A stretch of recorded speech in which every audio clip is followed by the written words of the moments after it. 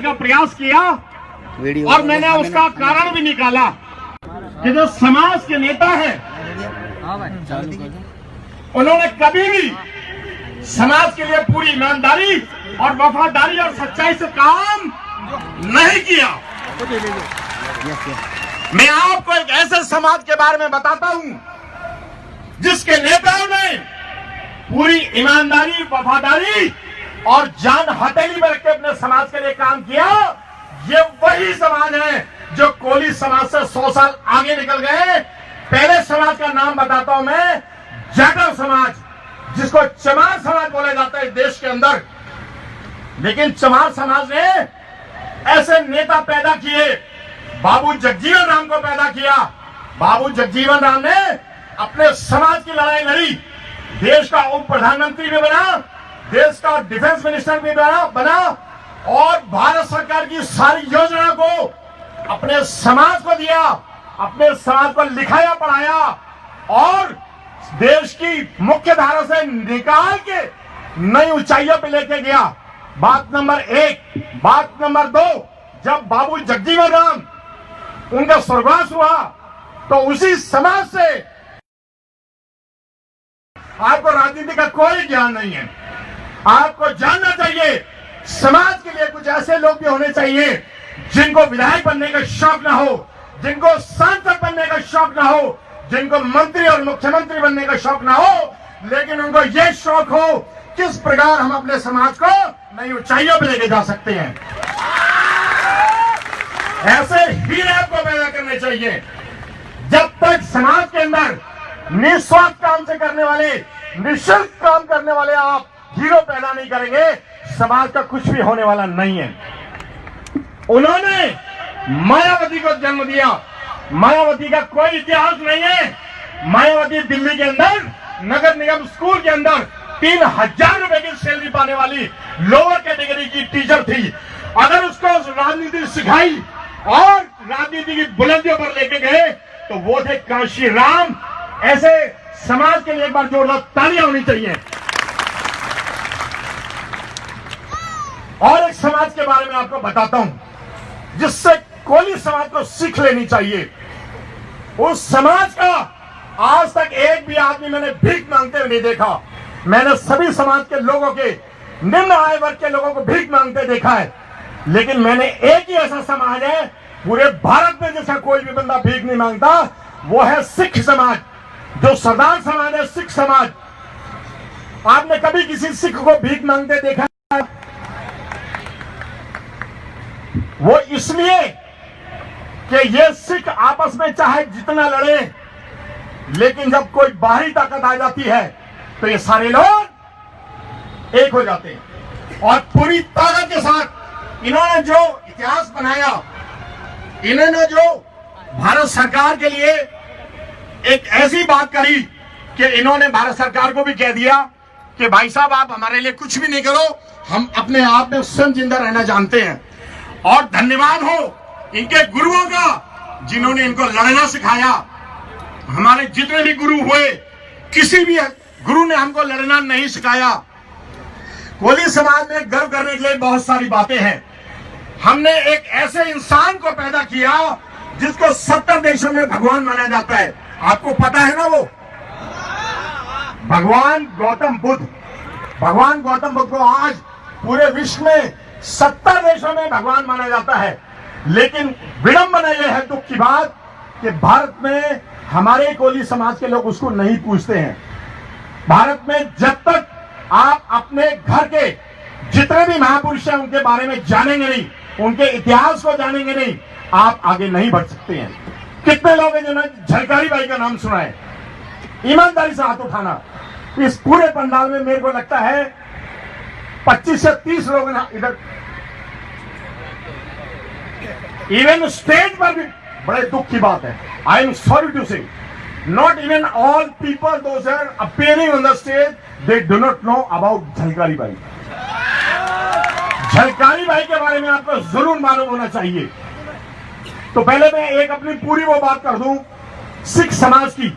देखो, इनके गुरुओं ने 9वीं बादशाही ने, अर्जुन देव महाराज ने, जब औरंगजेब ने पूरे हिंदुस्तान को तंग किया था, तो इनके गुरुदेव महाराज ने औरंगजेब के सामने, देखो कलेजा देखो उनका, अपने आप को पेश किया कि औरंगजेब तेरे अंदर जितनी ताकत है, तू अकेले अगर मुझे हरा देगा मेरी सारी कौम हार जाएगी और हम जो है इस्लाम धर्म स्वीकार कर लेंगे।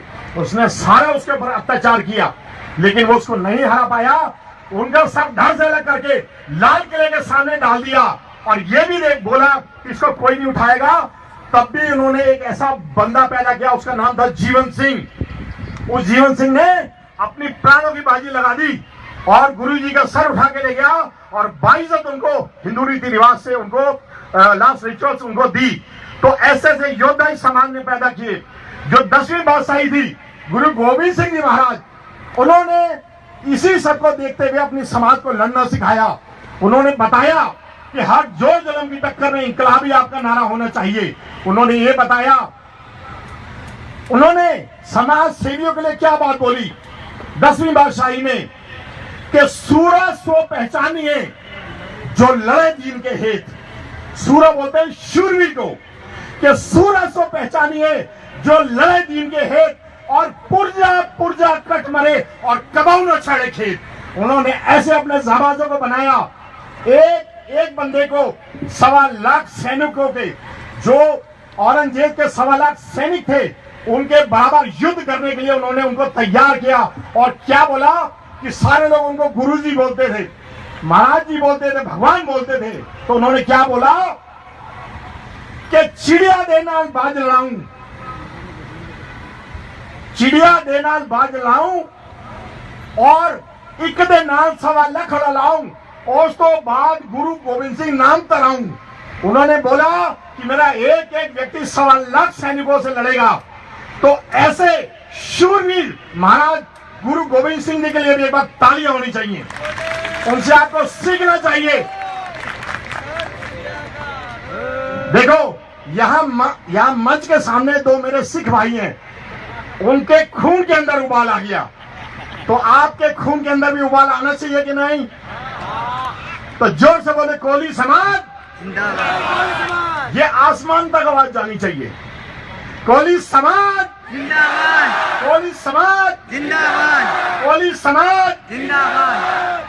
अब मैं आपको एक ऐसी बात बताता हूं समाज की दिशा दशा वर्तमान की। ये तो इतिहास की बात बताई थी दोस्तों। ना केवल गुजरात में बल्कि समस्त भारत में कोली समाज का हाल आज भी अच्छा नहीं है।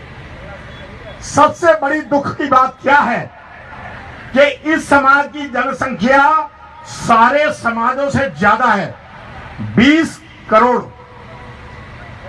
लेकिन 20 करोड़ होने के बावजूद भी आज तक इन्होंने कोई मुख्यमंत्री नहीं दिया, कोई ऐसा शेरदिल मंत्री नहीं दिया जो समाज की बात अपनी पार्टी से करे, अपनी पार्टी से भी लड़ जाए। एक भी शेर ऐसा पैदा नहीं किया समाज ने। जो भी चुन करके जाता है तो वो अपने हाई कमान के सामने यशमैनशिप यानी कि लल्लो चप्पो करने लगता है। उसको डर लगता है कि अगर मैं समाज की बात करूंगा तो पार्टी सबसे पहले मेरा ही टिकट काटेगी, इसलिए वो गूंगा और बहरा हो जाता है। तो हमको ऐसे नेता नहीं चाहिए, हमें ऐसा शेरदिल इंसान चाहिए जो किसी से डरता ना हो, अपनी जान की परवाह करता ना हो। ऐसा शेरदिल इंसान जब भी कभी नेता बन के चाहेगा तो मैं इस मंच के माध्यम से कह के जाता हूं कि कोली समाज नई ऊंचाइयों को प्राप्त करेगा। दोस्तों, जब भी समाज ने कोई काम दिया है, हमने पूरी ईमानदारी और वफादारी के साथ निःशुल्क 1 रुपए के भी हम दागीदार नहीं है। हमारे जो गरीब बहन भाई हैं उनको हम सबसे विशेष सम्मान देते हैं, क्योंकि गरीब बहन भाइयों को सुनने वाला आज देश में अपने समाज में मैंने आज तक देखा नहीं। जो भी गरीब बहन भाइयों ने काम दिया है, चाहे कैसा भी अत्याचार हो, बलात्कार हो, मर्डर हो, लैंड ग्रैबिंग हो, कैसा भी एट्रोसिटी का मामला हो, जब भी हमारे गरीब बहन भाइयों ने आवाज दी है, हमने आवाज को उनकी सुना है और 100 में से 100 हमने अंक हासिल किए। उनकी समस्या को दूर हो, चाहे वो मन्नू तांती वाला केस हो, कभी कुटी वाला आश्रम का केस हो, और चाहे जितने भी केस हो, गुजरात से भी जो काम गुजरात वालों ने मेरे को दिया है, अभी इसी पंडाल में वो है, लंबा समय हो जाएगा, लेकिन उनको पता है जो भी काम गुजरात वालों ने किया है हमने उसको पूरी वफादारी और ईमानदारी से पूरा किया है। चाहे वो जूनागढ़ के अंदर छोटी बालिका के साथ रेप और मर्डर का हो, चाहे किसी का हिंदुस्तान के अंदर गुजरात वालों का जहां पैसा फंसा है, खेमचंद कोहली ने वो पैसा निकलवा के गुजरात वालों को वापस दिया है। जहां जहां लोगों ने बताया है कि हमारी जमीन गुंडों ने कब्जा ली है, वो जमीन छुड़वा के मैंने दी है। और आज भी 3 केस गुजरात के मेरे पास आए हुए हैं, और आप कहें तो उनको मंच में बुला के आपसे बात कराऊं, लेकिन बहुत समय बर्बाद हो जाएगा। आप उसे बाद में मिल जाना, नाम पते भी दे देंगे। अब बात करते हैं, अब हमें आगे क्या करना चाहिए। ये तो हो गई वर्तमान की बात। आगे हमको, क्योंकि यहां पर चुनाव है,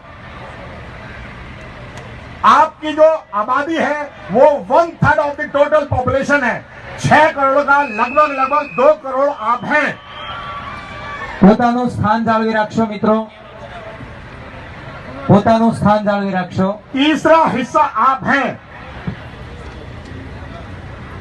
अगर आप इकट्ठे हो जाएं तो कोई सी भी पार्टी आपको नकार नहीं सकती है।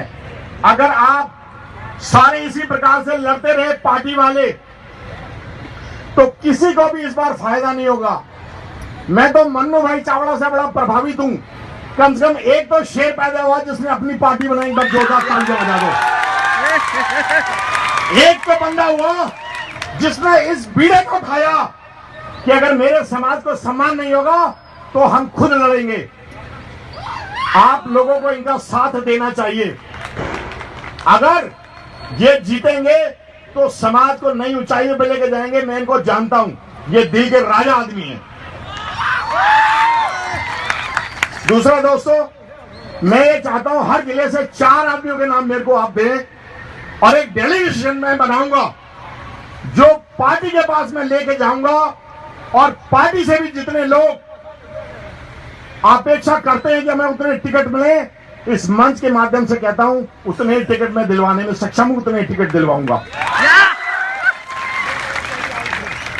चलिए, वक्ता बहुत है, मेरे को इशारा हो गया अपनी बात को खत्म करने का, तो मैं अपनी बात समाज के नाम से शुरू करी थी और समाज के ही नाम से खत्म करूंगा। ध्यान से सुनना मेरी बात को, उसमें सारा निचोड़ आ जाएगा। लफ्ज उर्दू में बोलते हैं शब्दों को। लफ्ज कांच के बने हैं, मत इन्हें उछाल के चलो। लफ्ज कांच के बने हैं, मत इन्हें उछाल के चलो।